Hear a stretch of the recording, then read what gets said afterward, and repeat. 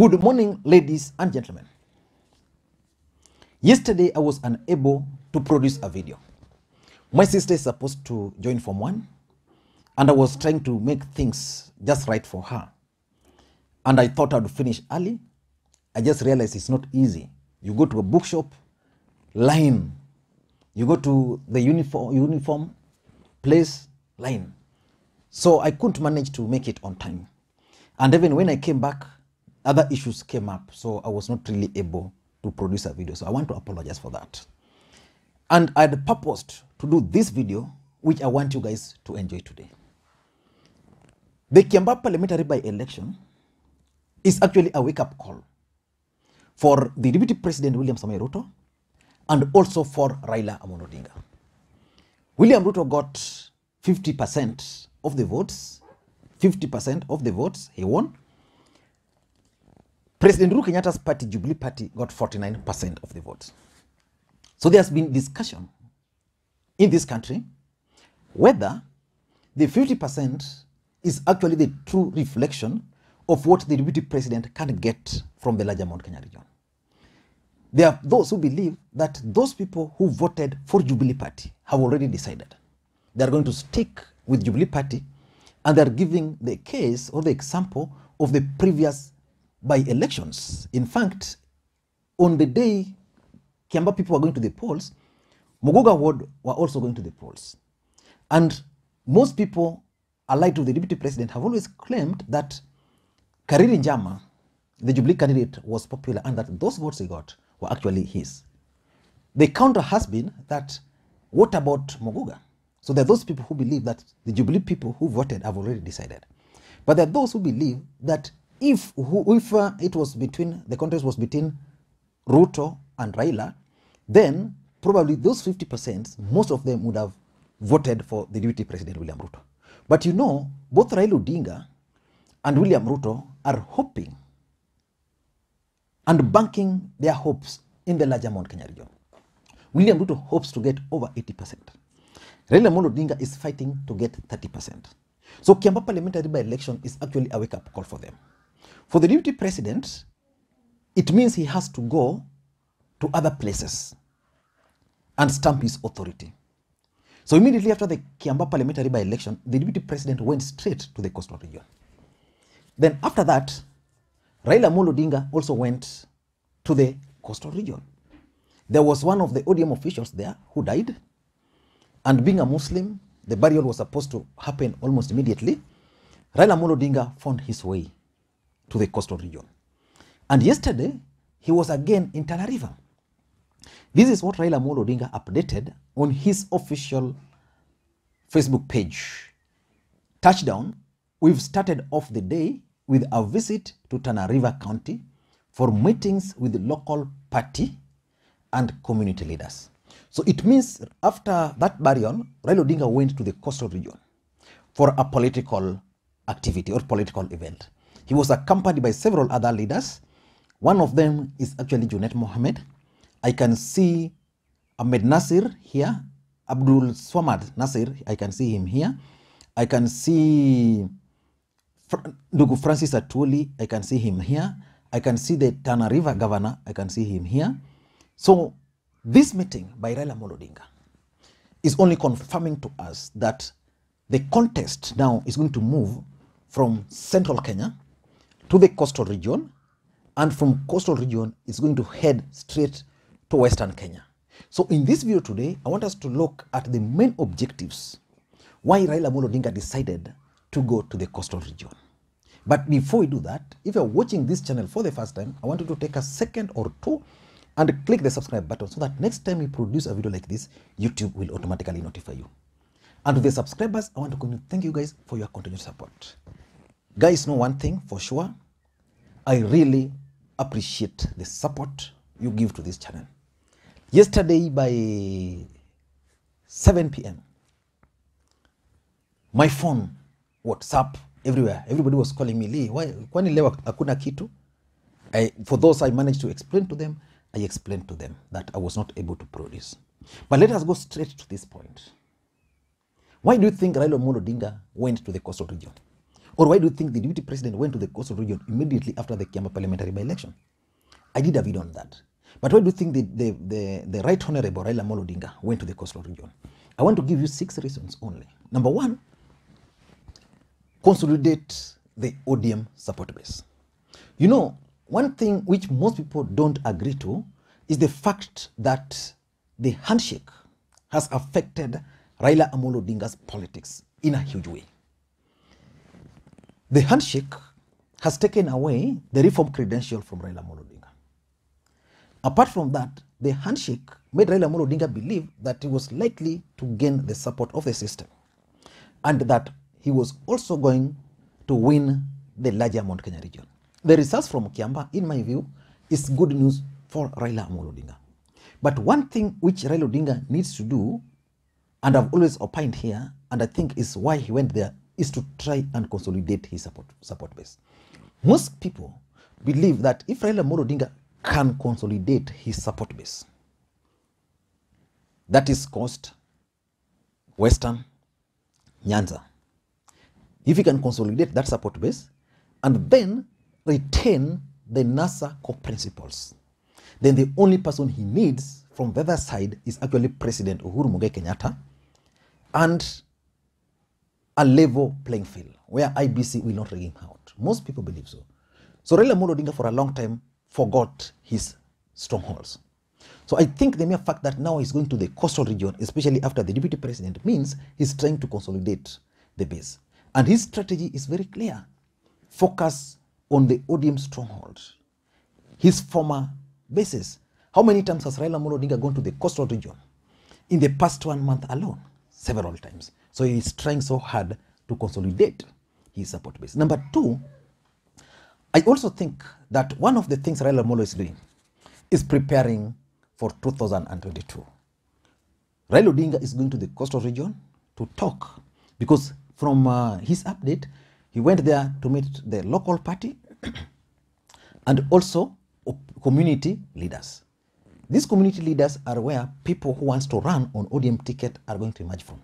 There are so many people who would want to contest on ODM party, but they always have one fear: party nominations. When he was in Mombasa, he was invited by Abdul Swamad Nasir, who wants to be one of the gubernatorial candidates there.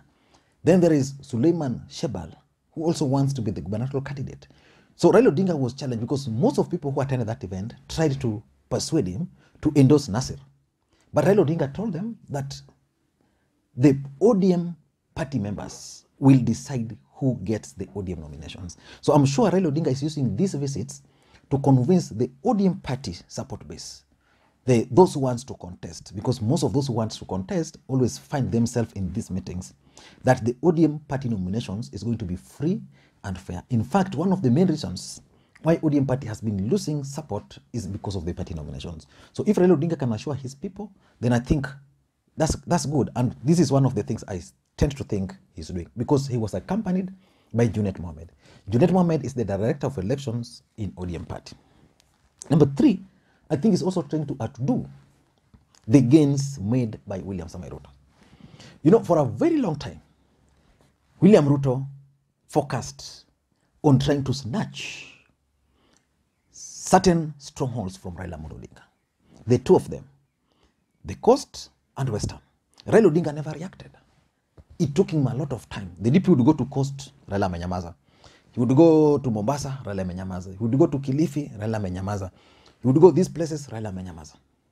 But now we are seeing Raila Amolo Odinga, because the other thing which has sustained Raila Odinga's politics up to now is his ODM support base, his grassroots network. And these are the kind of the people he was trying to meet. So these are the people who always counter any opposition coming, either from Ruto or from any other person. These are the people. Actually, at the coastal region, the ODM party has been able to survive because of one thing: the ODM party officials. So he's trying to outdo the gains. When he went there, he was trying to explain to people why they should not buy this, for example, this hustler narrative. And in this country, the hustler narrative is spreading like bushfire. Already in central Kenya, it's there. In Rift Valley, it's there. Someone was telling me that if you go to Busia, it's still not there. If you ask them, they'll ask you, are you a Kikuyu or a Kalenjin? So at the coastal region, it's easy for them, based on their historical marginalization, to buy the hustler narrative. So Raila Odinga must move very fast to try and to do any gains the DP has done. And that's why he went there. Number 4, I think it's also about visibility. You know, and this is the truth. The deputy president understands what he wants and is focused on how to achieve it. So it's been moving around from point A, point B, point C. Raila Odinga has been there. Kalonzo Musyoka has been there. So for a very long time, the only person who was visible every weekend, you would see the DP either attending a harambe there, attending a funeral there, attending a church there, addressing a roadside rally there, only Ruto. Raila Odinga, nowhere. Kalonzo, nowhere. All these other persons, nowhere. So because of that, William Ruto used to enjoy a lot of visibility. And because he was enjoying a lot of visibility, it means his narrative used to sell whatever he was selling. So what Raila Odinga is currently doing is that he's doing a counter narrative. So that when the DP says this publicly, then he responds also the same publicly. So it means William Ruto's narrative will go outside there, but Raila Odinga's counter narrative will also go outside there. Number 4, I think Raila is also serious about reactivating the ODM grassroots support base. Now, the truth and the fact of the matter is that ODM party and KANU are the only party with the structures. In the last election, there was a way ODM grassroots networks were ignored because of the second-term governors, the governors who were serving there. They had set up structures like if you go to Taita Taveta, the governor was told, organize your region.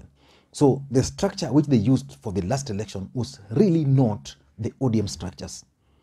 What they did that time was just to use the structures by the governors. Most of these governors throughout the country, most of them have ward administrators, sub-county admins. Some of them, like in Kisumu here, if you come, they even have village admins, people right at the village.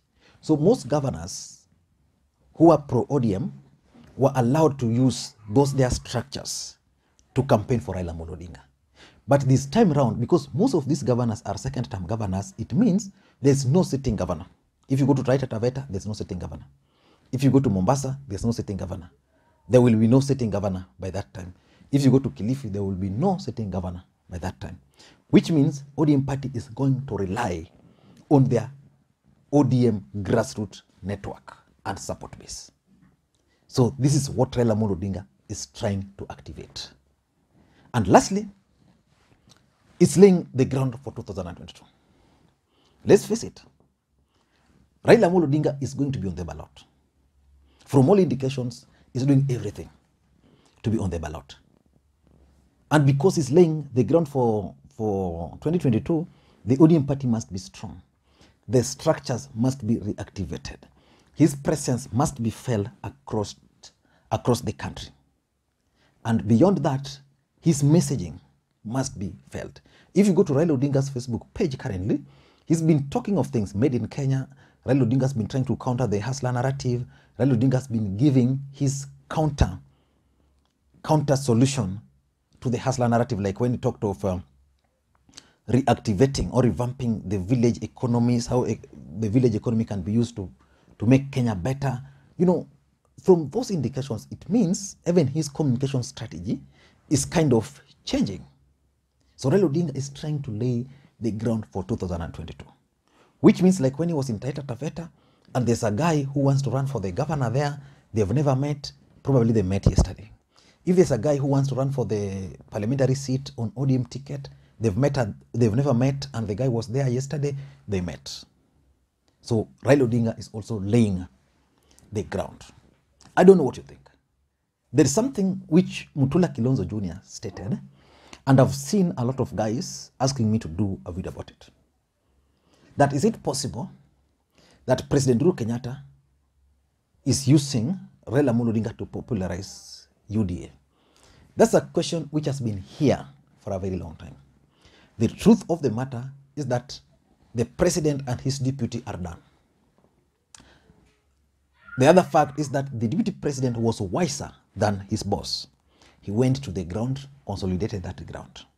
So as we speak today, what is happening is that the president is actually playing catch up to his deputy.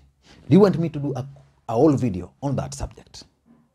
Maybe next. Thank you guys and may you have a good day.